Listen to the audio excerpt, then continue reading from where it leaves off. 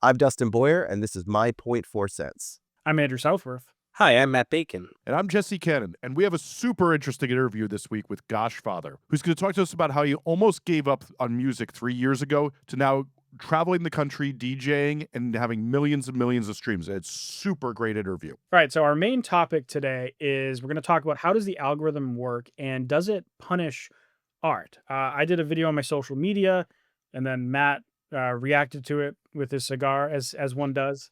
And some people seem to have some interesting ideas and opinions on how algorithms in Spotify work, and also do they somehow impact how musicians write music, and do they like hurt real art? And so that's Can you do this for me? Because, like myself, many people probably have not seen that piece of content from you. So can you give you a brief overview of how you believe that Spotify handles their algorithm? good question. So overall, I'd say the biggest part of Spotify's algorithm is something called collaborative filtering, which essentially means they're looking at what do you interact with, and then how does that overlay with what other people interact with. So let's say all four of us like the band Tool, and 3 out of 4 of us like A Perfect Circle.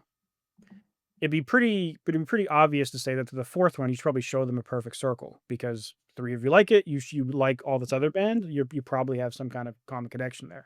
Now, if you expand that to like millions of artists and millions of users, you can start to see, like, if all these people like these artists in common, then they might like these other artists. And so the algorithm can kind of learn, because you like this, you'll also like that. And so if you promote music, you start getting people checking out your stuff, and the algorithm starts to look at what other things do they like.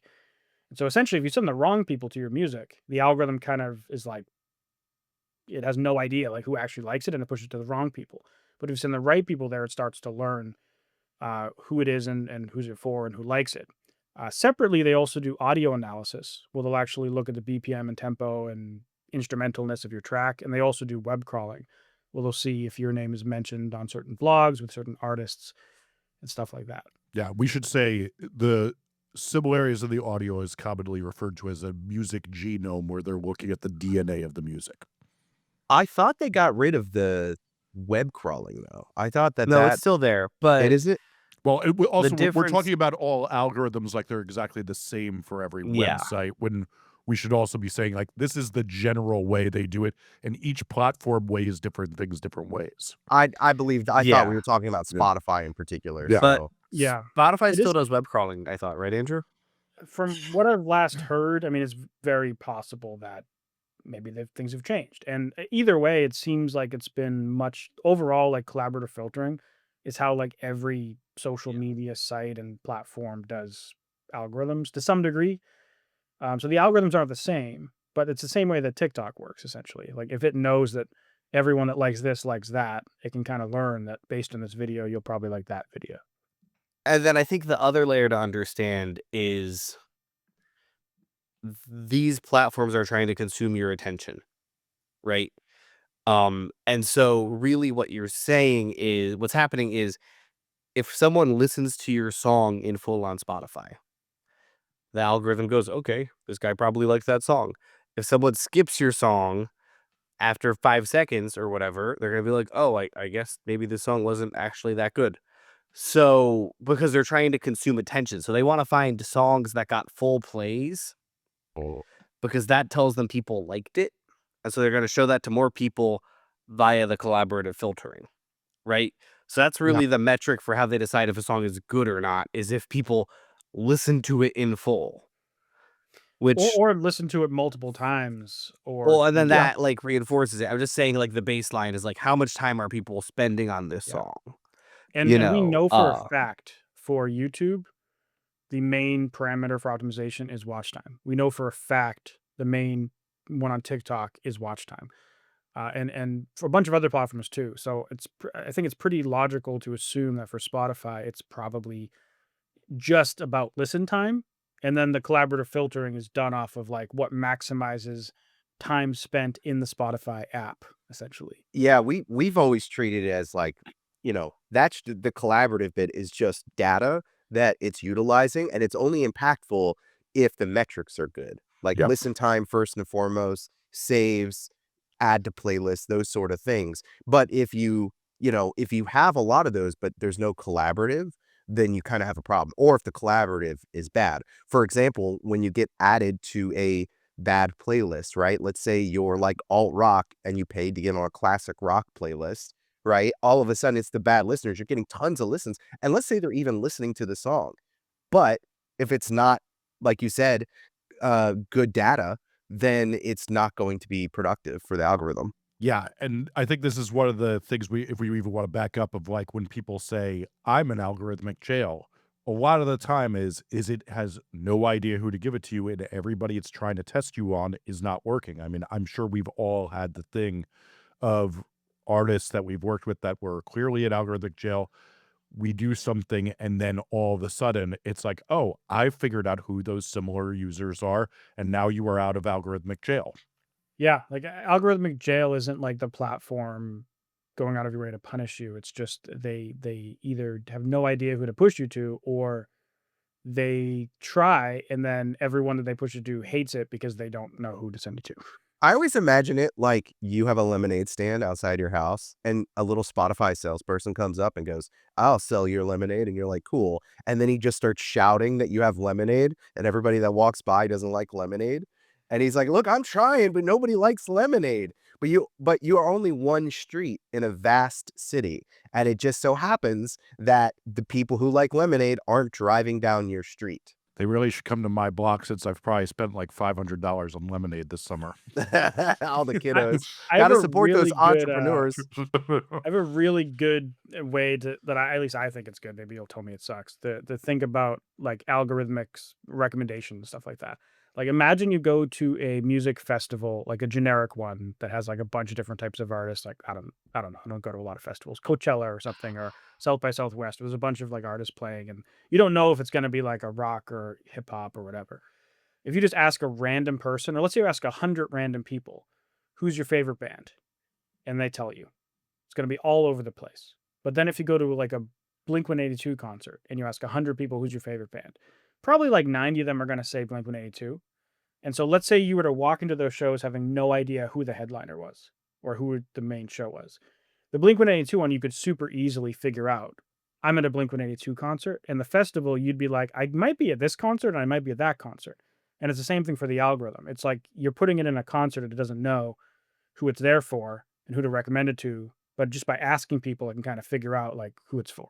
Love that. That's great. I fully agree. And I think like one of the funny things is some of the most common advice where you see on the short form apps that we're all on is that people are like, the worst thing you can do is this video where you say, if you like this artist, then you'll like that artist. And I'm like, I have to be honest, though, is that it's cheesy, it's tacky, but I've seen it get people out of algorithmic jail many, It's many a time.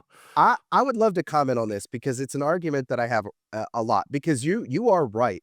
Like when you're able to target those fans directly, it does actually help. The problem is that nature of social media gets people who like those bands to almost feel like they have to defend that band. Like, how dare Mhm. you compare yourself to my favorite band, right? It's like Mhm. saying going on there and being like, I make really good spaghetti. And if you like spaghetti like your mom's spaghetti, you'll like my spaghetti. And you're like, Yeah. nobody makes spaghetti. This is the Italian in me. Bro, Nobody brother, I'm right there with you on this one. Nobody makes spaghetti like my mom. How dare you? And so I think when you talk about other artists, you have to either do one or two things. You either show and don't tell. And so they come to that conclusion. And that's Mhm. even better. Or you say it in a really clever way. And that's hard to do. And I wish I could think of an example off the top of my head. But if you say it in a way that isn't directly comparing you to them, then it works. One of the better examples, I think, is South Arcade, who I think we would all agree is one of the greatest Yeah. artists of this time at this, is what they would do repeatedly and repeatedly is if you liked things from this era, and it's no doubt in Corn, which is a very vast era, it got a lot of people rolled in. And then as well, the other problem is that we're not saying is that a lot of the time when people say, if you liked this group and this group, you'll like me, is they don't actually like what they're hearing. And that's the other problem. Also, like in terms of activating similar fan bases with your content, I think there's other stuff like um doing kind of a reference that only fans of a band would get. So, like, I saw some Midwest emo band on TikTok. Well, emo pop punk if you were there, but kids call it Midwest emo. But, like, they put, like, a caption like, "Whatever, forever," and, like, if you listen to modern baseball, you know what that means. But if you don't, so it kind of filters for those people without being like, "We sound like modern baseball." Oh, I love that. So they're tapping into the community and the culture Like, they're without hinting at a directly lyric, like, "Whatever, forever" is, like, the modern baseball lyric. but more than But that, they're speaking the language of those people. Yes. They're not yeah. posers, right? They live in that Yeah. world and Yeah. they're proving it. Yeah, and then I think the other thing that's just really important just to think about is, just dialing in the aesthetics, which is to say there's a particular way Midwest emo content looks. There's a particular way, hyper pop content looks. There's a particular way all of these genres look, and if you can same with, like, the album covers, right? I'm not gonna make a black metal album cover for my pop record. That's just weird, right? You can make the content tie to the aesthetic and it'll all work. Yeah. I've seen people pull off the for fans of thing directly too, even still mentioning the names. And because it was like actually really good and perfect for the genre, it just was like a slam dunk. But I've also seen it go horribly wrong when the band's super sensitive. And I think that kind of like sneaky way is actually brilliant. Like doing something that ties into the culture or the vibes without saying the band. And like I don't know exactly what that would be in a bunch of different scenarios, but that's where like your music knowledge comes in, you know? Like if you're like a I don't know, like a hardcore band and there's some like super like I don't know, like I don't know if you know Poppy and Of Knocked Loose course. did that thing and on Jimmy Kimmel, it's like if you did something clever and you're a hardcore band and you mentioned like, you're gonna see me playing with Poppy on Jimmy Kimmel next or something. Like that's kind of Yep. a sneaky way of saying like, hey, if you like Knocked Loose, check us out. Yeah, or just you could do, like, that face when a dog bark inspired your entire band's sound. Like, I Yes. immediately know what you sound like. Yep. Also, I saw Knocked Loose in 2015, just saying, I think I'm better than you. Wow. Oh my God. Jesus Christ. How about this, man? I worked on the records that influenced Knock Loose. Oh, I know you did. Oh, there you go. There you go. Ooh. Anyway, so let's go to the heart of this, though. I always go back to this thing because I think a portion of the world I work in a lot is really, really artsy bands. I listen to really, really artsy bands.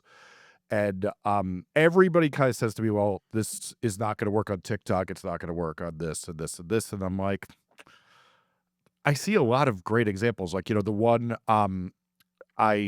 it's in my newsletter actually coming up. I did a really big thing on do you guys know Yale Ochre? Yeah. So she mega viral artist. I think 2 million monthly listeners right now, but this is her art project. There's nothing to it. Like some of the TikToks are like minutes long and like you get ridiculous amounts of views. They're not even formatted into 16:9 a lot of time when they're uploaded. It's fucking crazy. And it works because they make really, really, really strong art. And the thing I have to tell everybody, though, is the problem is that you're balancing is with art is that you have to show up a decent amount of times and you have to be able to afford to make something that's really special or figure out how to make that for very cheap. And then too, like I think of an artist like Black Swan, who I think is doing very artsy content, doesn't really do any of the low rent stuff, but like their color grades on everything they do are like an elite tier of color grade. Yeah, and I also think, in my experience, when I have conversations with artists that we just had about how the algorithm works and where it's like, no, it's literally just rewarding people who have complete listens of their songs and, like, clearly tie into it's rewarding people who have complete listens of their songs and then to a lesser extent, who clearly tie into a scene, right? That's kind of like the two core factors. The niche Isn't it? component with Spotify's algorithm is very, very real. It is. Yeah. As somebody who has worked very niche stuff and very popular stuff like country and pop, like I can tell you, I can make a metal song. I mean, Matt, you know this. A metal song can pop off, dude. Yeah. I've created playlists for metal and electronic music, and I can get hundreds of thousands of listeners on those playlists. Like it's nothing. But if I want to do a country playlist or a pop playlist, it's hard. much harder. Yeah, but what I'm saying is that this concept of like, okay, so the algorithm is dictated by people actually enjoying it, and then like the niche or the scene. Isn't that how music discovery has always worked? Like, isn't that kind of True. how you Yeah. want it to work? Like, the algorithm very clearly doesn't like, okay, it'll benefit novelty songs sometimes. That's because novelty songs have always existed, right? Like, It's true. it'll yeah, like it's not gonna like yeah, your weird Glenn Branca 12-minute long song, harsh noise, power electronic break is gonna have a hard time because it's a weird 12-minute long Glenn Branca harsh noise power electronic song. That never like Well, here's why happened. people they and artists don't think about that because they constantly hear, "Here's how you hack the algorithm." Uh-huh. And Mhm. honestly, most of that advice is so silly to me because the way you hack the algorithm is provide good content and good art, especially on Spotify, and do what you were talking about, Matt, which is get in with the community, understand who it is that you're serving. But there's so much advice that's like, here's when to do this, here's how to do this, here's how to pitch this. I mean, it's more egregious with social media. Like, I can't stand that here's the best time to post. What a low if you would spend any time posting, you realize it's a load of shit. And it's so funny to me when social media gurus talk about it because I'm like, of all people should know as much as you post that it does not matter. Can I put the caveat that YouTube does matter more? I do a Nope. lot of experiments with I that. I don't I post a so lot like on YouTube, so yeah, I'm happy to be wrong on there. YouTube, like I've had so many people like when I collaborate on something or I'm doing like a sponsor thing. Can you post a video at noon? Because that's the best time to get views on YouTube. And like I post my videos between 6 and 8 p.m. and that's when it does best. Even on YouTube, it says most of your subscribers are on between 12 and noon. I've always found the best time is nighttime, but that's because I have years of uploading nighttime. We've run a lot of things with this at the news organizations I've run where we've done this, and there's no doubt about that. Like certain things with YouTube matter, whereas it does not matter. As I think Really? it's like a slight spice, but yeah, there's no doubt about it that we can see it's not more than 5 to 20% difference, but there's no doubt about it that inferior content lost to superior content. And we've done it at different news organizations, different things, not just me analyzing the data. Like it's irrefutable data that YouTube Mm. actually does matter for upload time because it's who they test so much on the first things. Like every big YouTuber always talks about this. It's like it's why Mr. Beast is changing that thumbnail 3,000 fucking times in the first 24 hours. So anyway, I did just want to make sure so that we were giving people good advice. I think that Oh, that is yeah. an exception. Yeah. I mean, the thumbnail thing always makes sense to me because again, it is Yeah. just content. I think about it in when people ask me about like how important is album art.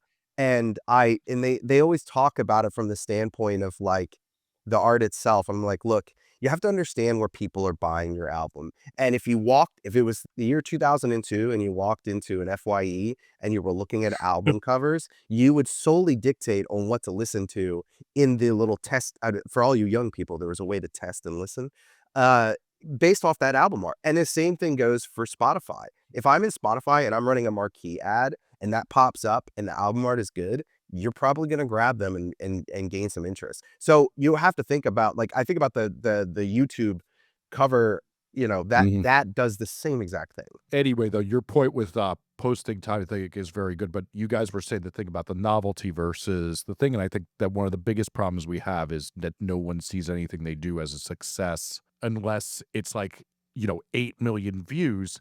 But like the thing I try to tell people all the time is Backstreet Boys and Britney Spears were setting records for sales in the 2000s, but you will see ironic shirts of people who are not listening to them today everywhere, but you'll see Bjork shirts of people who are engaging with that while she was doing minimal record sales compared to them and making a lasting impact. Kate Bush, lasting impact, while Van Halen was running up sales.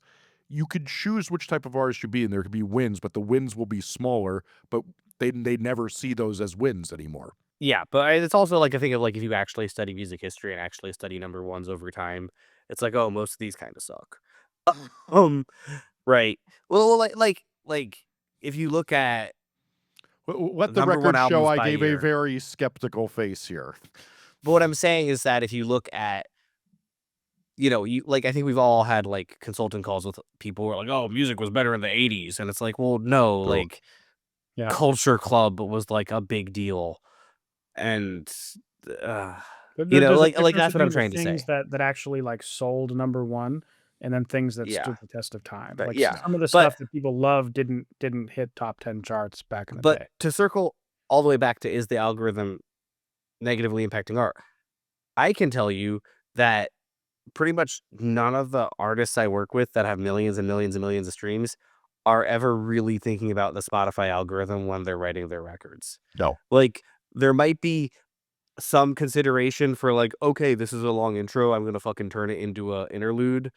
Fine. There might be some consideration for writing pop music that, like, actively deeply engages fans, and but that's a pop music thing. That's not an algorithm thing, right? And I think that, like, I don't know about you guys, but I don't see anyone serious writing to the algorithm any more than someone was kind of writing Yeah. a radio hit I 15 think years ago. a lot of artists assume that to hit the algorithm, you have to write for the algorithm, when in reality, the algorithm's job is to match the music to the content, or in Spotify's case, the music to the person. And if it's weird folk black metal, which you said you have bands you like that do folk black metal, its job is to find people who will like folk black metal. And you can be like the algorithm, if you're the best folk black metal band in the world, they're going to push you out the most to people who like that stuff. There might be a ceiling to that. So that's like one aspect to it, is like certain genres will have different ceilings for what, like how Yeah. big you can be. But in terms of like people writing for the algorithm, same on my boat. Like I've never seen a successful, aside from small things like you said, like, oh, let's not have a 1 minute intro. There's always small things, or like, how about instead of releasing a 12-minute song, let's cut it up into parts so that it can be playlisted more easily or recommended in algorithm. But even then, the a lot of those artists that are serious about the art, and they don't do that stuff. They accept the fact that this is gonna be a harder song to market because of the art, you Yeah. know? I mean, I wrote an entire book about largely this concept, but the real thing I stress to everybody is when you talk to people who actually make popular songs, you can't write to anything except for making the music you want to hear and the emotion as powerful as possible.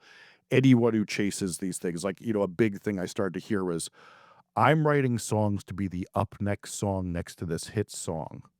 And I will tell you, it's like it without fail, when this was a big trend 2 years ago, and I was hearing people say this all the time, it was absolutely hilarious how this never worked out for any of them. And it really is just this thing is like, it's the worst lesson people have to learn because they don't believe it. But like my book, Rick Rubin's book, David Byrne's book, Quest book's book, all say the same thing. If you everything you do once you get popular is trying to get other thoughts out of your head aside from making the most powerful song you want. Delivery is different. Delivery is chopping the thing out. Delivery is chop the song in 4 parts. Yeah, because there's always an extent to which format dictates art. Mm-hmm. But I also think we're kind of at objectively one of the freest points in terms of the format. Like, you're no longer limited to like a 45-minute LP or whatever. 2 35-song albums on the charts this year. Oh, damn. Morgan Wallen and Playboy Cardi. I am so lucky to be joined by Victor, aka Goshfather. Today, I was thinking about who to do as my first interview for my Point 4 Cents, and I was like, I have all these successful friends. I have all these people. I'm like, you know what? Let's get out of my comfort zone and talk to somebody I've not actually talked to.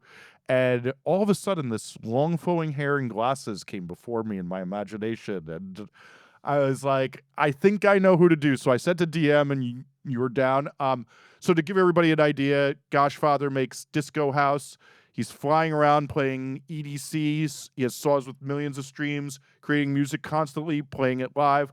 I know this is a life a lot of you want, and he's been so good at telling the story of how he got here online. So I wanted to get a big old interview where we get into all of that. So Victor, I could not be more excited to have you. Thank you, Jesse. I feel it's funny because, you were saying, let me get out of my comfort zone and interview somebody that I haven't, but I feel like I've spoken to you for hours. Like, I mean, I literally, no, I mean, I've listened, I've watched so much of your content. Like, I mean, I used to go to the gym and just autoplay all your shit and just you know, I would have this thing where I would like take notes down on my notepad, on my notes on in Apple Notes, and like anytime you'd say something, I'd be like, okay, I got to try that. So I've watched so much of your stuff. I send so much of my stuff to a lot of your friends through the years, through COVID, through everything. Like you really have like a great.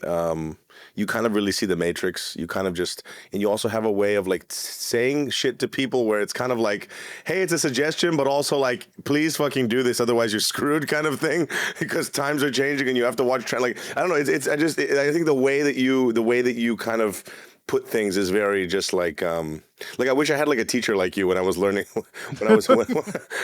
maybe I would have retained some more information when I was growing up there, but yeah, man, so it's such a pleasure to be here, because again, like I said, I've been a big fan of yours, big watcher of your stuff, and I love your stuff on Threads too. We're kind of like Threads OGs now.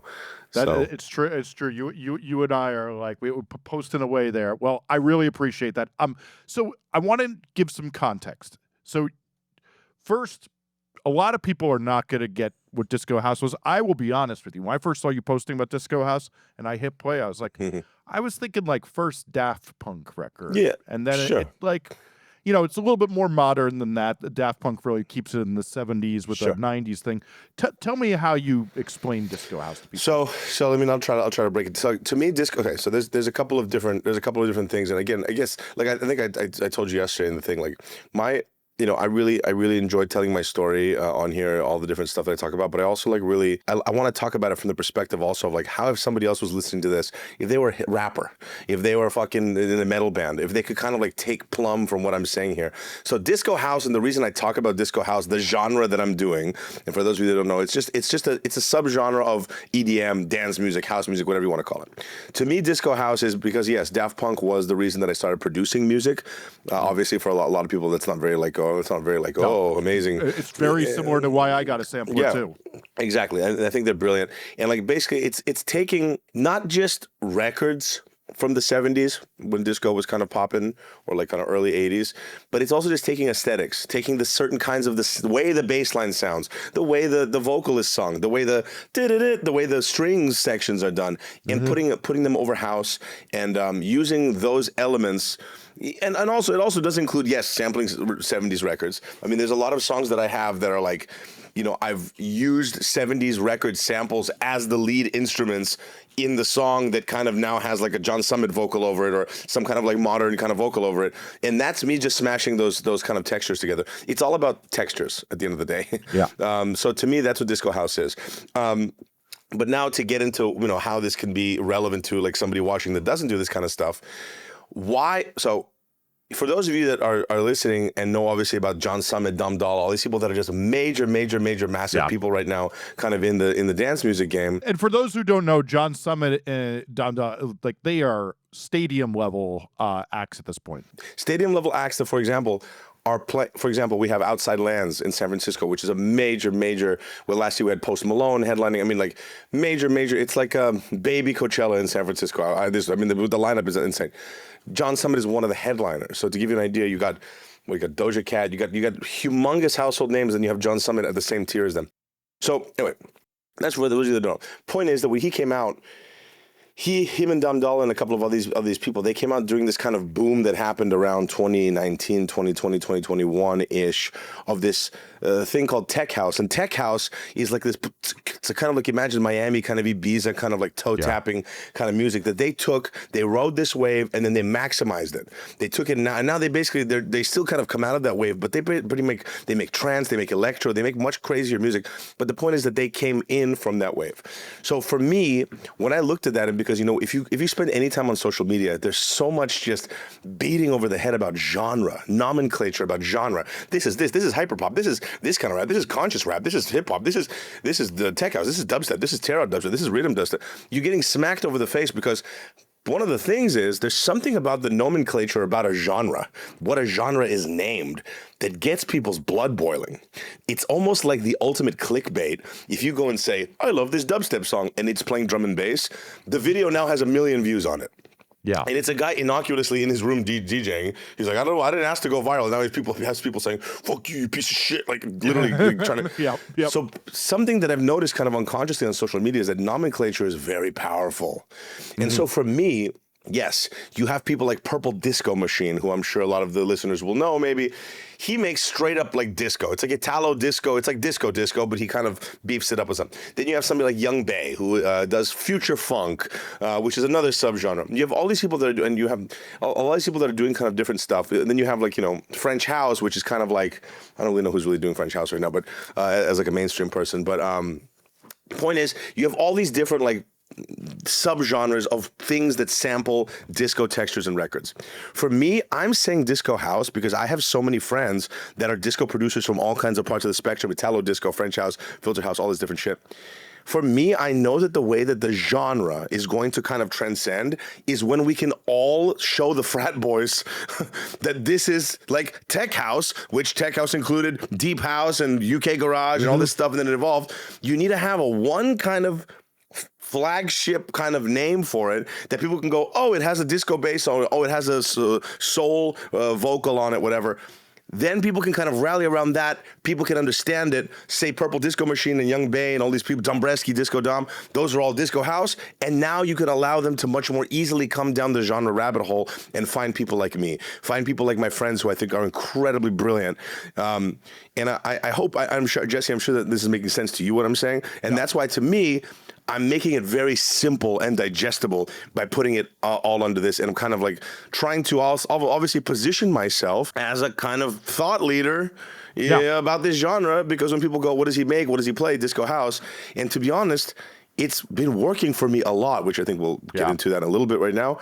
I'm getting booked in certain places because I'm still house, but I'm offering something slightly different. And that is allowing me to be on very kind of diverse lineups. Like I've played fucking 3 shows with the Chainsmokers this summer, which is like, because it's not house, it's a little bit happier, it's a little bit funkier, it's a little bit more. Yeah, like disco sometimes even like I think a lot in Brooklyn is like when you're doing a disco night, it's a little bit more classy. Like we're going to keep the Pauly G's out of here, and it's going to be a little bit more people who have, like how you look, a little bit more of an odd flair to themselves. Precisely. That's why I felt so alive. I felt so alive in Brooklyn over there. I felt like, oh, found my people over here. Nice. But that's what I'm saying. So like for me, I talk about disco house, and again, I guess the kind of thing that I'd like people to think about that are listening to this that are artists, I think it's important to kind of find your specific thing. Because dude, I get hate for saying disco house. That's obviously Italo disco. I don't fucking care, because no one is gonna go that listens to John Summit is going to go and say, I can't wait to look up some Italo disco. You have to give them something simple. You have to give them a literal gateway to come into. And trust me, they will go find Italo disco, future funk. But if they don't have an entry level, like a Purple Disco Machine or a Disco Dom or something, to be able to come in, then they're not going to go down the rabbit hole. And that's how, and I don't care if you're a music enthusiast or not, and you see how trends change. You have these kids that 4 years ago loved Tech House and Dom Dollar, John Summit. Now they're like, oh, we don't listen to that shit. We only listen to Afro House. Oh, we only listen to deep minimal. And they say that with a straight face. And this is a tale as old as time. It's like, I can remember talking to the people when I was younger. It was like that thing of like Van Halen got you into Venom and death metal, and for me it was like, I heard Nirvana, and then next thing you know, 3 months later I'm like, oh, who would listen to that? We only listen to the Black Flag and the most obscure punk rock, and that's just how music works. It's how it always goes. And that for me, it's like, for me, as I like to say, I would like to be, I'm trying to position myself, as you see on social media, constantly I'm doing it. I'm trying to become like an intellectual toll booth, okay, when it comes to that. I will say intellectual, but very fun. Like one of the things too is like today, I spend time scrolling through your feed, and I did a rare thing, is I smiled because it's so fun, because it shows that you're just making what you want to see in the world. Thank you so much. I love that so much. Like that means it really the world is to like, me, dude. because but too many people make content like, that meme of the girl doing the dance and she's crying. Like that's what it feels like when you watch their content. Whereas with you, I'm like, what? You did this thing where you posted yourself DJing in San Francisco, this really good view on Nextdoor that showed the reactions to it, and it's so fucking great, dude. That was not actually on the Nextdoor app. I basically posted a video, like just basically like I took a fake video of me DJing in like a parking lot in San Francisco in front of this view. Had my cousin drive by and do like Snapchat text, like, why San Francisco's going down the drain. These fucking like these people are fucking in the streets being crazy DJing. I'm just trying to go to work. and obviously it was all staged, but people on Nextdoor went fucking crazy. They're like, yeah, honestly, you're right. We got to throw the politicians out. Like, they went crazy. But dude, but see, that's my humor. I love that shit. But again, people, what's the goal of that? People in the comments going, what song is this? Yep. Ta-da! There we are. There we go. We could fucking.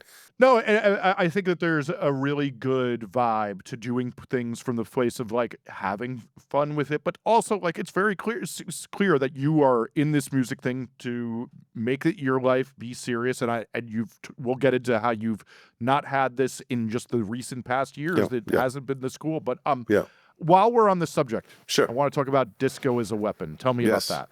So disco as a weapon is basically my kind of catchphrase I'm getting, or tagline, or actually it's like a mission statement. Basically, it's like I was talking about these different kind of genres of disco. And again, see, this is the thing. It comes back to like disco as a weapon is a Goshfather thing, but disco house is my, again, nomenclature for, I swear to God, I keep saying frat boys, but frat boys and sorority girls have a lot of, in America at least, they have a lot of like influence. If the shit is getting played, I mean, this is another thing that Taylor's all this time with music. If this shit hasn't changed, if it hasn't changed, like if this getting played in the colleges, if the record's getting passed around at frat parties and parties in college, the record has a chance. The record exists. The genre exists. You don't get to millions of monthly listeners by having only cool people listening. The period. That's just a fact. There's not enough of them out there. You need people who eat the shit, eat the slop to do it, and who are not the coolest people. And that's part of the bargain that you make, is that you don't get to keep your audience just being all the best looking cool people if you want a big audience. Absolutely. And for me, like, and the thing is, like, so that's the point with the disco house thing. That's me trying to gateway these people into the bigger genre. So the disco as a weapon thing is for me, like, that's something that's why I don't like lead so much with that in my content, like talking about disco as a weapon, because again, that's the whole thing we'll get into about, like, I guess content creation, but like disco as a weapon is my personal thing, where it's kind of just my version of disco house. It's not like this kind of sit around and groove, because I come from like a big room house kind of high energetic electro. I used to make trap and dubstep basically up until 2015, and we can talk about that too. But that's the kind of world that I come from, high energy. I do a lot of headbanging when I play. I mean, that's like my big thing. You fucking headbang. I try to like do this like super high energy. So the disco house that I play is a very like high energy. It's big buildups, big drops, big disco vocals, big punch you in the face kind of sounds. That's the kind of stuff that I make. I do make the kind of funkier, like softer stuff, but that's not what I'm known for. That's not why people follow me. So disco as a weapon for me is like, that's something that I write everywhere, because it's a very loaded phrase, and it just describes what you're gonna see when you come to my show. When my visuals, when I play live, it says disco is a weapon, like, it kind of gets people primed for what they're experiencing. So that to me, it's just, and again, this is another thing, another thing that I'm probably going to talk about here too, is that I'm doing like a lot of mentoring for like up and coming artists. I'm talking like really random people that have like just fucking started being producers or DJs or whatever. And I run like a bunch of communities with like different people. I'll get into that too. And one thing that I tell them is like, can you explain what the hell your act is in like 3 words, 4 words? If you can't, you're in a bit of trouble. So for me, that's my rallying call. The disco as a weapon is almost more for me, because it gives me this, like, I want to do this disco thing, but I want to have an edge. I want it to be a little bit of like kind of more punk, kind of headbanging, kind of like feeling to it. It's not just, because when I was first starting off, and people, when I was first telling people around 2022-ish, whatever, 2020, whatever, that I was a disco DJ, they were like, oh, you do weddings? I was like, straight up, no, but they did it, but they didn't do it condescendingly. They were like, I get it. You're being honest. Sick weddings. I'm like, okay, no. So again, with that said, it forced me to kind of go, okay, let's be specific here. And I think there's a thing that it taps into that's interesting, which is that a lot of people don't consider that danger is one of the biggest parts of how people see music. And then when they see danger, a weapon is dangerous, that they're like, oh, this has more of an edge, weapons have edges to it than other things that are more polished than you may hear at a wedding. Yeah, or like on the beach, or like, it's funny, like especially with like disco house, like French house, this kind of genre, it's kind of, I don't want to say it's been co-opted, but it's just kind of how it is. Like the people that play it are like dudes in flower shirts in like the UK, and like, the kind of receding hair, like, and like, kind of like, oh, mate, we gotta listen to some fucking classics, and that's kind of like and I love those guys. Shouts out to all those guys, because I've been getting to know a lot of these guys since I've kind of come out, with putting so much much music out there. Like, oh, we play your records out in Sheffield every night. I'm like, oh, all right, and I love them. I love them. Okay, but this is like what I'm saying. We gotta make it sexier. We gotta, if we want to get the Studio 54, the afros and the bell bottoms and the shiny shirts. If we want to move past that, we have to. That's what I'm trying to do. I think Dobreski Disco Dom is doing a great job of that. I'm trying to do a kind of more punk rockier kind of version of it. So we'll see, dude. We'll see. I'm still pushing for it. It's a very funny thing. Like in my member feed, my most popular video is a video on positioning, and that's your position. And like it's a thing that like really, really sets you apart from the other artists. And like I always say, you have to make people understand you well. But there's another thing though that like I always talk about this concept of like that you need to make the dumbest person be able to explain to the second dumbest person who you are very fast. And I think of it, it's like that disco as a weapon thing helps. And then there's this other thing that helps, which is that you have a very strong look. Can you talk to me about that? Okay, great. Yeah. So in 2022, for those of you that don't know my story, I was going to quit music. I was basically we're kind of working in tech. I was kind of like doing some stuff with crypto up until from 2020 to 2022. I mean, what the fuck else was there to do? I definitely wasn't DJing shows. So as we all know, someone ate a bat. So we all had to stay home. There was a whole moment that, I don't know if you all remember that, but quote unquote. So anyway, so at 2022, I kind of, because I was doing like crypto stuff and like learning about all this stuff, helping people, I got very knowledgeable with that stuff, and I became friends in these kind of like groups, these sort of like little WhatsApp groups and like Telegram groups with some huge DJs that prior to this moment in my life, I was just I was the one emailing them, please check out my song for like years, and they didn't give me the time of day because they're so fucking huge. And now I'm in these groups with them explaining like Web3 and crypto to them and like fucking decentralization, all this stuff that I was kind of nerding out about doing the thing. And they were like, oh my God, this guy knows his shit. So now I have a kind of relationship with these bigger artists that I never had before. Now it's no longer I'm this like kind of supplicating little, hey, hello, please answer my email. Now I'm just like, we're kind of like equals, which I mean, we're all equals, but in this context, it's different. So I became kind of friends with a lot of big DJs, and I'm in these groups with these big DJs, and I'm sending them demos because in 2022 I was going to kind of quit, or I guess in 2020 I was going to quit. So that whole year, but then I quietly was like, oh guys, what do you think about this? I started dipping my toes back into it, and at one point in December 2022, one guy was like, took me aside and said, hey, listen, we love you, dude. You're sending us a lot of demos, but I just want you to know something.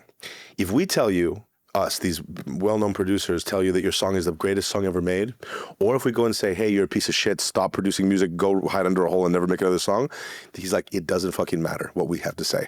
What matters is what the market thinks. What matters is what you think. So if you keep sending us demos that are unfinished, they might as well not exist. Our opinion doesn't matter. So that blew my mind. So then in January 1st, 2023, I decided to put out one song a week for 52 weeks.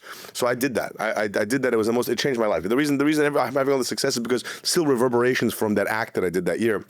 I did a bunch of remixes. I even had a couple of label releases, but I was consistent. Every single week I put out a song, but 52 songs. A couple of them kind of blew up, but it doesn't matter. The point is that I changed as a human. So the point is that from January to August, I'm putting out songs every single week, and then at the beginning of the week, I'm making little content of me going, haha, new song out.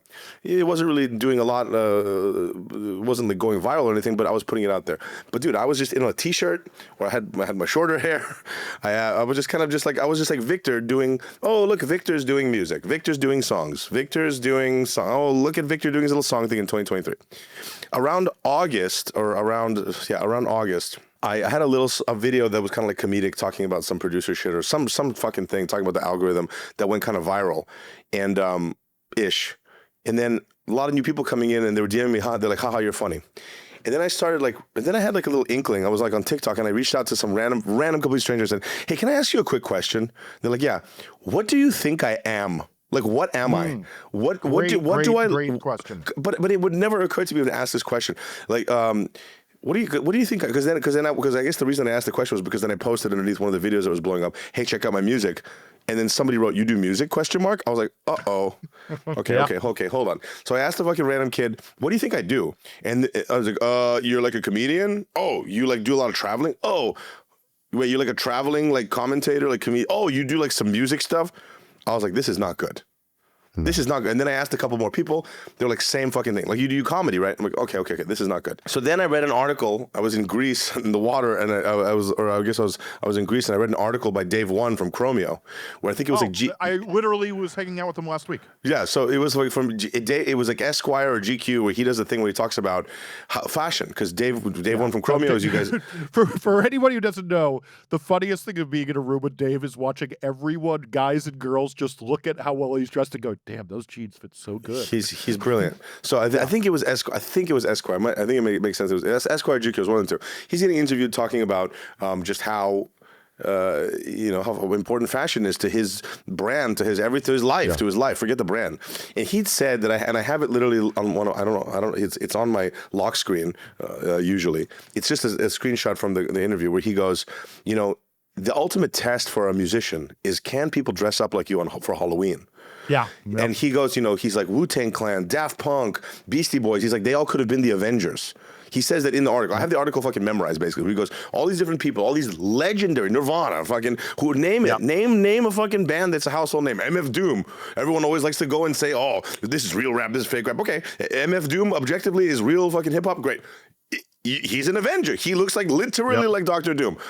Yep. Okay, so then it just clicked to me. It's like, I don't have any kind of clear visual indication of what the fuck I am, who I am, why I am, what's the purpose of me. I look like a guy that's doing stuff, which is fine. Mm-hmm. But for me, it was very easy for me to just like kind of fall into just being me and forget that I'm an artist. Because also there's like this whole insecurity about being an artist, all this stuff. If you don't really have like a structure within, whether the structure is a brand, a sound, and in my case I was lacking the visual brand. So for me, I kind of like looked into like, what is it that I have? What is a world that I can kind of pull from? Well, my family's from Soviet Union, and I grew up in this. Okay. I grew up in this, so I can speak Russian fluently, like all this stuff. So I grew up with all of the fucking cliches. But one of the most cliche thing in the Soviet Union is the tracksuit and like the drunk uncle and the fucking and the squatting and the vodka and because that's a world. I lived in a Russian neighborhood. There you go. You're in Brooklyn. There you go. To me, those cliches are something that are comfortable. They're like comforting to me. It's my comfort cliche, I guess. But it's also a world that I know very intimately. I have literal uncles that are with a vodka and a cigarette, and they're wearing the tracksuit, and it's the middle of it's 100 degrees. They're walking around in a full fucking tracksuit. Like, to me, that's a world that I completely understand. And if you look at like a lot of the visual stuff that I kind of post and the kind of world building posts that I do on my Instagram, a lot of it stuff is like Soviet Union kind of kitsch, kind of nostalgia. Yep. But then with me and I saw you showing like the ketchup pastry and all that. Exactly. Exactly, and then I'm me looking at that, I'm like, I ain't eating that shit. Yeah, exactly. And then me holding a disco ball. So then for me, I was like, you know what? That's the world that I can do. I already have the hair. I can do the glasses. I can do a whole fucking thing. And now I have this kind of look where I'm this like prototype, kind of like drunk Russian uncle, like crazy, like headbanging, like disco fucking person. Because in the Soviet Union, disco was like a big thing because you had to like smuggle in. You had to smuggle in the tapes. You had to smuggle in the vinyls. You had to smuggle them in like inside of like fucking furniture and shit like that. It was a whole crazy thing. There's a sick, huge. I'm sure you've seen it, like the disco in Russia YouTube video, like that's like 15 minutes long. That tells like all the story of how it went through the Balkans and all that. Dude, I gotta see. I gotta go watch that, and I gotta go integrate. I'll find it for you when we're done. Yeah, but you see what I'm saying? Great documentary. So here's what I'm saying. So for me now, and again, this is something that like I want to like instill to people, and I talk to artists about this all the time. It's not just about like how you look. How you look is it should be inferred by some kind of world that you kind of understand intimately that you can pick from. Because for me now, I can infinitely pick from this like Soviet Union kind of cringe, kind of look at that Russian, that IG page. Look at that Russian where they're like fucking doing crazy. Look at this fucking Russian IG page, dude. That's so funny. Now I can infinitely steal from that. I can infinitely go and reference that and then put it through my machine, put a disco record over it, put me inside of it, put me headbanging on it, put San Francisco in it somehow because there's like a lot of like little Russian like in the communities here. And now I have something that is a new thing. So for me, it's like, the easiest litmus test for someone to how to find their visual brand or how to find their brand as an artist, it's take something that already exists that and smash it against something that has nothing to do with it. Now you have a brand that hasn't existed before. So for me, it's Soviet Union kind of like cringe multiplied by high energy like disco house, EDM dance music. Where does that doesn't exist anywhere else. So, but I'm now a one of one. I'm not saying I'm a genius for this because it took me a very long time to come up with this and actually like embody it. But once you get it, and once I got it, it gives me so much more confidence in what I'm doing, because now, so for those listeners that may or may not know, I wear this like red tracksuit in all of my content. And I wear the same glasses. I have my hair down. But now the beauty about having a visual brand, and this is something that, like the kind of part 2 of everything, is now as in this new iteration of me as Goshfather, I probably had like one video kind of go viral. And it was this video that I did like a huge crazy speech when I was playing at EDC in July or in May or something. It's a great video. But that was the only video that kind of went viral. It got 150,000 plays. That to me is, I don't know if that's viral, but for me it is. But here's the thing. 99% of my videos barely even get as much views as I have followers. But my content is almost made to be skipped past, because you'll skip past me 50 times, but on the 51st time, you're going to see the same fucking guy that you saw 50 times in a row and said, I don't give a fuck about this guy. And you're going to be forced to give a shit. You're going to be forced to go, okay, what is this now? I've seen it 20 times. I said no. What the hell's going on? Oh, okay. I actually fuck with this guy, or I don't. Listen, if they don't fuck with me, I'm happy. I got to the point where I was presented enough on the timeline for someone to at least know that I exist enough to not fuck with me. I love that. No, it's so real. It's like you being recognizable is the difference between getting followers and not, people like sticking around. And I have to tell people all the time, and like when I'm watching your content the last few days, like I'm just like, so I'm really faceblind, and I'm like, yeah, I could walk into an airport, not know you're in a country. I'm like, that's probably Victor. Yeah, and that's literally, and I think that's like what a lot of people, when I try to explain this to other people, they kind of don't understand it. But like, to me, this has been the most powerful tool in my arsenal, especially that I have no team. Basically, this has been my, leverage. So I can go and make, because there's been a lot of days where I'm like, oh, I don't know, I have no fucking good content, I don't know what to fucking post, but I'll post something. As long as I'm in the red jacket, as long as there's like my song playing in the video, as long as it's my face, as long as it's my brand, it's still a bid of unconsciously being top of mind for people in the music industry, for fans, something. So for me, this has helped me immensely, because now it's like when someone goes, disco house, oh, we're putting a lineup together, we need something that kind of isn't, I'm the first person they think of, and the proof is in the pudding. I'm getting booked now. This has been like my most successful fucking year since I've kind of really done this kind of rebrand in 2023, and it's because the brand now is doing the work for me, basically. Yeah. I totally see it. You talked about not having a team. One, I've noticed you talk about this a lot because it's very, an artist your size with millions of streams. Like, I know I've been there with many artists. Like, it's a lot of fucking work. But I did notice that you've been like, well, it may be time to change that. So talk to me about how you've been balancing it, and talk to me about, like, I often talk about this thing, the pain point, like where as things are going up, you hit a point where it's like, man, this is starting to suck because like it's getting too intense. And then finally you get some relief when you've like figured out that team. But it seems like you're at that point where it's starting to get a little too crazy. I'll tell you exactly. So, I mean, I have pretty serious ADHD, and if it wasn't for ChatGPT like changed my life, because I'm able to have this whole system where I have like this living, breathing fucking like to-do list where I just got like, I'll go walk my dog and like free associate, and anything I have to do, everything that's helped me a lot, and everything's been fine. So, but the thing is, like with me, every single communication that comes out is me. Every single song that gets mixed and mastered is me. Every single like negotiation for a gig is me. Every single fucking airplane ticket that gets bought is me. Everything that comes out is me. So much work. It is. It's a lot. But two things are starting to happen now. So I just announced this show in October, a couple weeks ago, which is I'm playing with the Kygo and the Chainsmokers. It's like Kygo, Chainsmokers, Oddmom. It's like, obviously I'm going to be playing a little fucking nosebleed slot. As we all know, that doesn't fucking matter. As we all fucking know, if it's just me and then these people on the lineup, it's an unbelievable, it's a blessing. And I'm so grateful for this show, and I'm looking forward to it like crazy.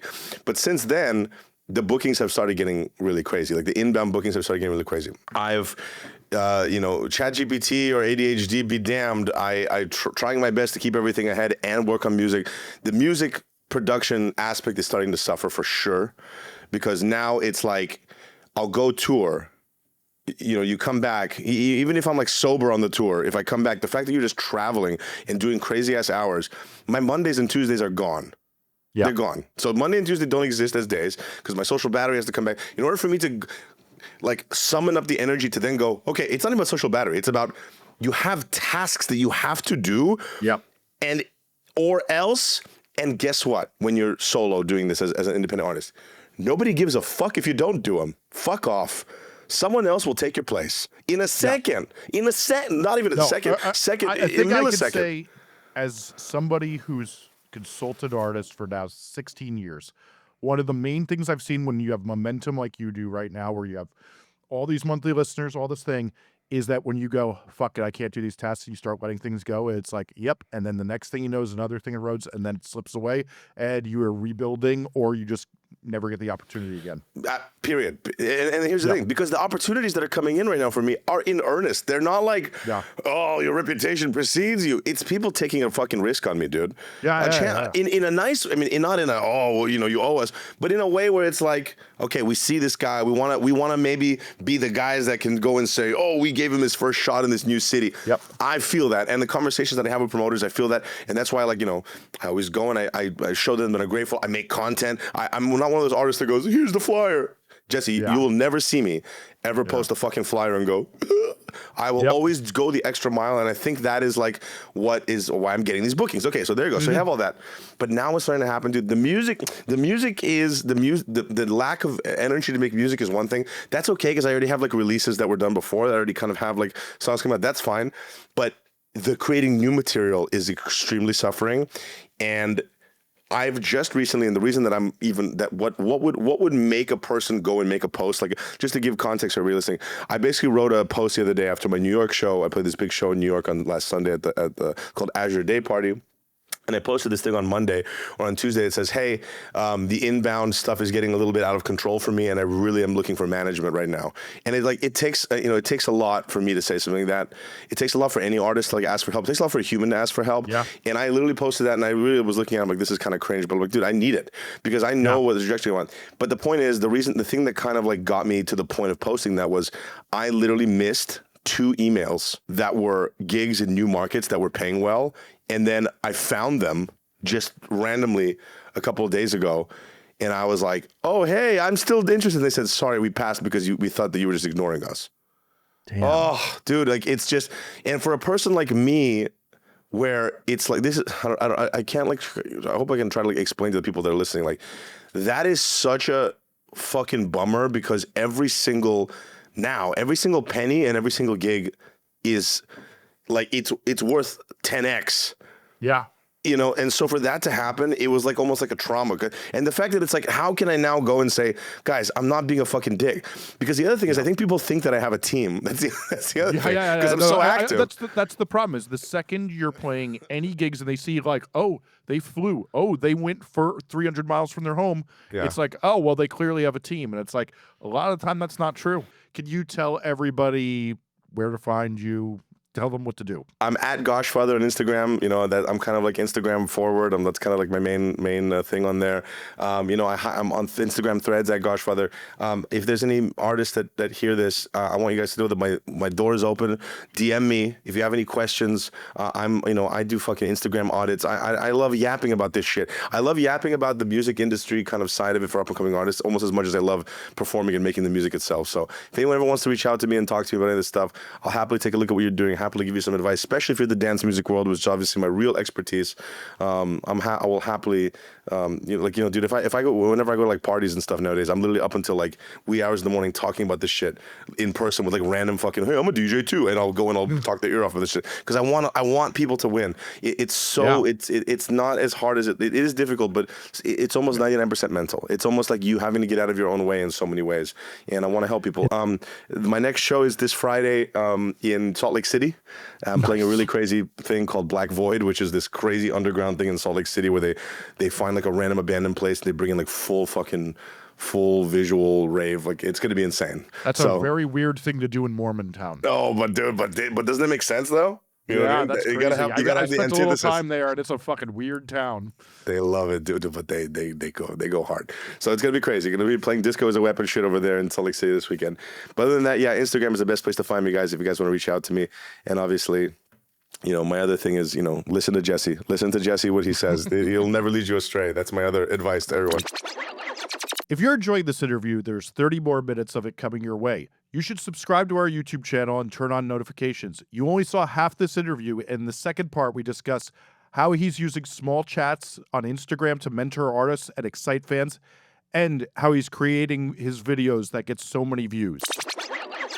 So, my topic for this week is when, if ever, should artists use third party playlist promotion on Spotify? And specifically, what I mean by third party playlist promotion, technically, it could include services like SubmitHub, Groover, Playlist Push. But what I'm really talking about is companies where you go and you give them like a couple $100 and they get you on X amount of playlists that deliver X amount of results. And there's different ways they sell that in terms of like number of playlist followers, even number or range of streams delivered, a certain number of playlists they'll put you on. Um, and yeah, do you think that should ever be used? And if so, when should it be used? Can I ask first, does anybody here offer that service? I offer it on my website. You do offer the service. Yeah. So I have And- all the nitty gritty behind the scenes of how it works, if you're wondering. So let's start there, because I have a very strong opinion about it, but I have had very bad experiences, and have talked to many artists, but I want to hear, Andrew, how you currently approach it, because it's a service I used to offer and I had to abandon it in 2020, 5 years ago now. And so I'm curious how it rolls out for you. Yeah. For the longest time, I've been like super anti playlisting, period, because I just felt like you'd be pretty much always better off spending your money in somewhere that you could actually control your listeners and get fans that'll stick around. And that's still actually my opinion is like you shouldn't if you're going to use those services, you should have them be like a very small percentage of your overall money and listeners and stuff, because they're passive.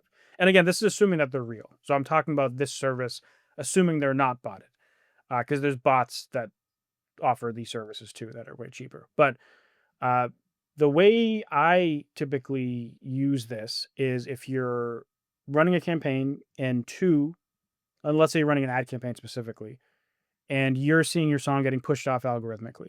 You're promoting it to new people, you have social media content, you're running ads, and boom, Discover Weekly, boom, radio. So the algorithm's already pushing it out. I found in like several instances that if you plop in some playlisting at certain moments when the algorithm pushes it, it's almost like the algorithm is like, oh, you're pushing it even harder. Let's push it even harder next week. And then you drop in a little bit of more. You increase your ad spend, you drop in some playlisting. The algorithm's like, wow, the song's getting pushed even harder. And then they push it even further in their algorithmic playlists. And that's kind of like one use I have for it. And the second one is the vanity side of things. If for whatever reason you just need to have some certain amount of number. For example, I've talked to artists where they have 80,000 monthly listeners and they get a talk with CAA booking agency. And they're like, we won't work with anyone with less than 100K monthly listeners. And they have 80K of real audience that loves them. And so instead of cranking up their ads to something they can't afford or just waiting, getting a deal like that could literally change your life. Yeah. Like, getting a big booking agency like that is a game changer.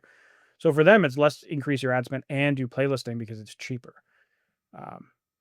So those are my 2 cents on that. Or I guess Those are very good points. Like, those are very solid. I generally take the approach that I call it dead end marketing, from the standpoint of a more traditional way to think about, like, how are you using this data and how are you spending money? And ultimately, all of those people are contained within that playlist. It's very difficult to reach them again. Maybe you can try through Marquee or Showcase, but it's very expensive. Yeah. So I always have a hard time understanding, how is this going to be useful, especially when you add in the factor that you're probably going to get botted if you hire third-party playlisters. It's very hard to avoid, but I really like those two things. And I'll tell you that I struggle on the latter half, where the industry is still so focused on arbitrary, goals like that. Like, well, you got to hit 100K, and it's like, oh, come on, and it goes to show how stupid it is when you're like, all right, I'll just get added to a playlist and get 20,000 extra monthly listeners.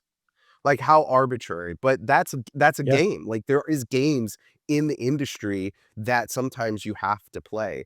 The ramping things up, though, that's definitely something that, I mean, look, man, I had one artist that I told him not to do third-party playlisting, and things were ramping up, and he ended up doing it, and he even got botted. Like, it was clearly botted, and it blew him up, and I'm like, oh, god damn it. Well, like blew them up Yeah. in a good way. In a good way. Yeah, Oh, because if it's 5 to 10% of the streams, you're not going to get flagged for, you're just going to Exactly, get growth. You just got 5 to 10% of growth, which on 80,000 monthly streams is a nice bump. Yeah, and so let's be real about it. Like, you know, botting is bad, but if you don't get caught, it doesn't necessarily hurt you. But don't do it because you'll get caught. It's like, I mean, it's like Yeah. any criminal action, I suppose. It's Now, bad. anytime someone like wants to use playlisting for various reasons I listed or whatever reason they have, my advice is generally like only hire someone that you trust, or it's a recommendation from someone, or at the very least they have a face to the company. Yeah. And just because like I know that the people I work with on playlists are not botting, but like there's a ton of companies that I know of that do just bot their stuff. And a lot of artists don't even know until they go and hire them and they're like, oh, you look at the numbers and it's like so obvious. But it's a sketchy industry. There's a lot of fake shit. And And it's hard to it know. sounds like, Andrew, you're taking like a very deeply integrated approach. Yeah. Yeah. I mean, like people can just go on our site and book it. And then like that part's up to them. But if someone's like hitting us up and they're like, how should we use this? We tell most people like don't use it. Like you got $1,000, don't do any playlisting. It's a waste of money for what you're trying to do. Like if you're doing like this big blah and you're gonna do this little playlisting thing, then usually it's like, okay, cool, that makes sense in your situation. But it should never be like the cornerstone of your promotion, in my opinion. What I'm curious about though is that, and this is the problem I always have, is that when somebody starts putting music on their playlist and diluting the value of their playlist, listeners drop off. And then eventually they go down this road of having to bot that playlist in order to keep it up. And that's completely outside your control. Yeah. I mean, let me put a bunch of asterisks on this discussion so that we can get the musicians clearer information here. So, Submit Hub. My philosophy is always this: is if you go on there and you type alternative music, and then you submit to every playlist, you're going to get nothing but dog shit. If things go well for your song, it's going to get playlisted around a bunch of bad algorithmic connections, and it's going to go very bad for you.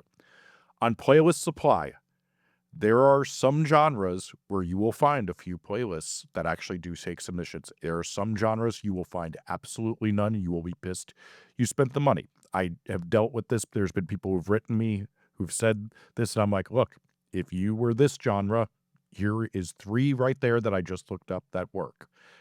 That's the problem with that. Now, then there's the other thing. Now, so for example, this week I did an interview with probably somebody I shouldn't say, but they asked me about the velvet shit slop, as I like to call them.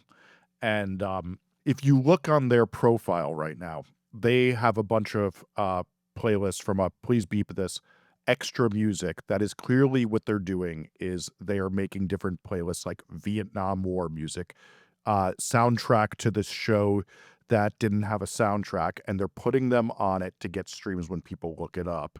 And they're doing it. There is plenty of services to do this. There's also lots of like these label services companies that do this a lot to do it. There was a very viral video on TikTok a few months ago of a person be like, all Benson Boone streams are fake. Look at this shit. And it's like, no, they're on a million of these playlists that are made for people to put on at restaurants, snack bars, and things like that. And then when they play that same playlist all day, it generates Benson Boone 6 plays every day. And that is how some of the sauce gets made. So there's my big asterisk on all this. Yeah, and so really the point that I think, Jesse, you were kind of getting at a little bit, especially with the Playlist Supply thing. And for people who don't know, Playlist Supply is essentially a search engine for playlists. Mm-hmm. And it has some pretty cool tools, like it can help you understand if a playlist is botted or not, yada, yada, yada. Okay, so that's interesting. But it's only really valuable if you're finding playlists where you're an exact fit in the niche. And I think we talked about this on another episode, is that like, unless you are an exact fit, unless it is, 100x coded hyperpop and you are doing 100x coded hyperpop, then you're good to go. But if you're doing break-ins type hyperpop, that might create a bunch of bad algorithmic connections and create an issue. Put it in a way that people can understand.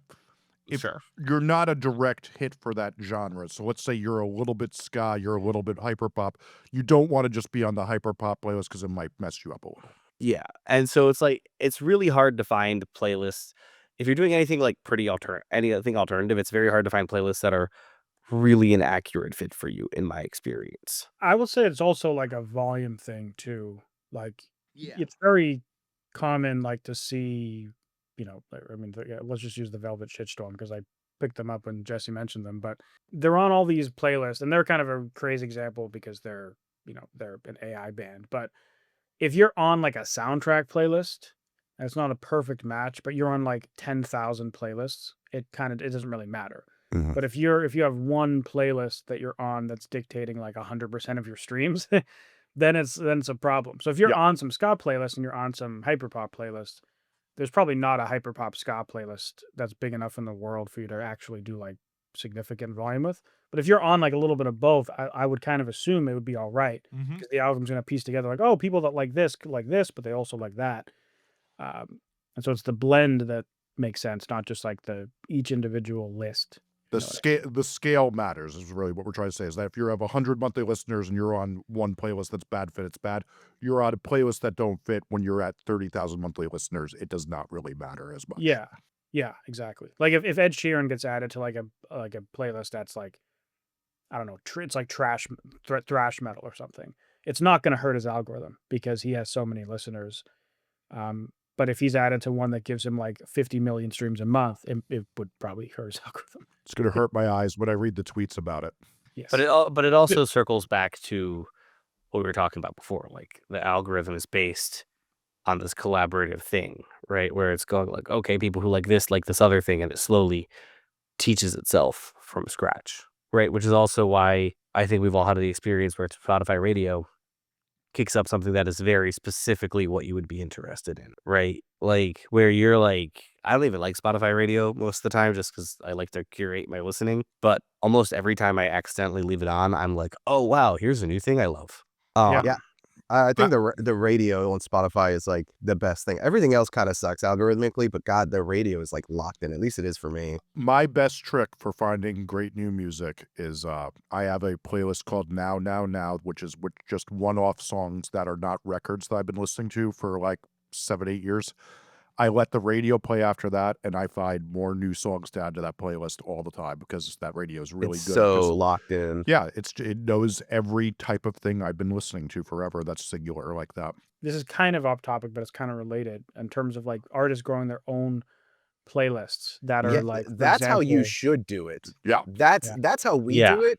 We build custom playlists for each artist and specifically to drive the algorithm. And so the way I see it is taking one side of it, which is like just finding listeners, growing that pop score and the high streaming rate, and then two, feeding that data through a customized playlist. We used to use Every Noise to be able to like research, but now it's defunct, unfortunately. But Unchartify, I think, is even better for it now. Chartify is Wait, great. What is this Unchartify, yeah. Unchartify, yeah. I like Last.fm for finding similar artists. That's great yeah. too. I shared a thing on Threads recently because I've been using Last.fm since 2005. So I have a history of my listening. Oh yeah, I past saw this. 20 This years. was really good that you did, yeah. And it was interesting to see how, I mean, this is kind of an aside, but like the moment I started like working in music and what we all do here, my music consumption went down by like 75% because most of my listening turned into like listening to clients and artists I'm working with. And it's like by the time I had free time, the last thing I wanted to do was listen to music almost. But anyways, yeah. I'm also a big Last.fm fan, Matt. So I want to circle back to the playlisting as a service though, because it's clear to me, and Andrew, we know you, and the reason that artists love you is because you're very honest and earnest, and that's really hard to find. But 99% of the companies that offer that sort of playlisting, it's first of all a cornerstone. They treat it like a cornerstone. They treat it like a turnkey. It's easy. Why aren't you just throwing us $100 to do this? And it is a pipeline, a SaaS type product. And that's the problem, is that it has to be so well thought out. I cannot be treated that way. Otherwise you just get botted or you get added to playlists that don't, like we said, algorithmically make sense. I have not, and Andrew, we should talk about this later because I'm happy to send people your way. But when people typically ask me, do I know anybody? I just say, no, don't do that, because I don't know anybody that I can trust. Now I do. I had no idea that you ran that service. Yeah. And honestly, it's tough. It's like difficult running the playlisting It service Yeah, it because does not sound great. a lot of the average price you charge in the end, you do lower just because it's like you want to be able to offer like a lower price point that people can enter at. The problem is that you end up with a lot of people who like they have $300 and they think that they just want to throw all of it into a playlist campaign.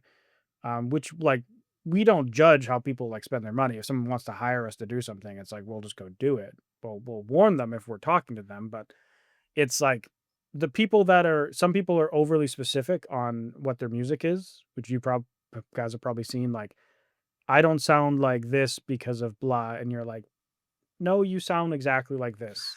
Yeah, Right? yeah. Like artists not understanding what they sound like and what they Yeah. fit with, and then requesting to be moved onto different list, or the opposite happening if people like they want to put all their money into playlisting and they want to be on like a certain list or whatever. I don't know. It's challenging and it can be frustrating, but it's like one of those things where people use it and I know people that can deliver it. And so it's just a matter of like, do we offer it or do we not offer it? Or do we put it on our website or do we not? And so that's where we are with it now. People want to be on playlists. We know people that can do it without fake shit. And so we offer it up. I think though where we win, and we should definitely go deeper on a future one, is that there's no doubt that the artists making their own playlists of similar things is where things are headed. Yeah. Like I made my first video on when I started experimenting with that 5 years ago, and I'd get all these complaints where everybody would say, "No one else is doing this. I don't think we should do this." And now all I get is, "So how do we start doing this?" Yeah. And I'm like, funny how things have changed. A lot of artists that throw us like $400 to put their songs on some playlist would probably be better off like spending $400 on ads to grow their own playlists. Mm. And the problem is 100%. you Yep. can't really like outsource $400 into like ad campaigns. It's just not worth it for anyone involved. But like, a lot of people that do the playlist and they do it monthly because as you said, they kind of treat it like a SaaS thing. Like there's just a monthly subscription for them to keep their numbers up. So it's almost like if they just saved up a few months and then committed to doing an ad campaign to grow their own playlist, whether they hire someone else to do it or do it themselves. I think it's a better asset for most people. Well, I'll say too that I mean, I have grown hundreds of these playlists, maybe even into the thousands. And the difficulty is branding it correctly, and it gets harder and harder. Like what we would do is test them in real time and see if they work, and probably 1 out of 5 would actually get significant enough numbers that we would run it. They're tough, but if you get one right, oh my God, like they're Yeah. amazing. Yeah, and also let me just do something for Reddit. Hey, Reddit, I agreed with what Andrew said about ads right there. Thanks so much for listening to this podcast. Please send it to a musician friend of yours. If you enjoyed this episode, please consider subscribing on your favorite podcast app. If you're on YouTube, subscribe and turn on notifications so you don't miss our upload every single Tuesday. If you can rate us on Apple and Spotify, it helps us, so tune in next week for more.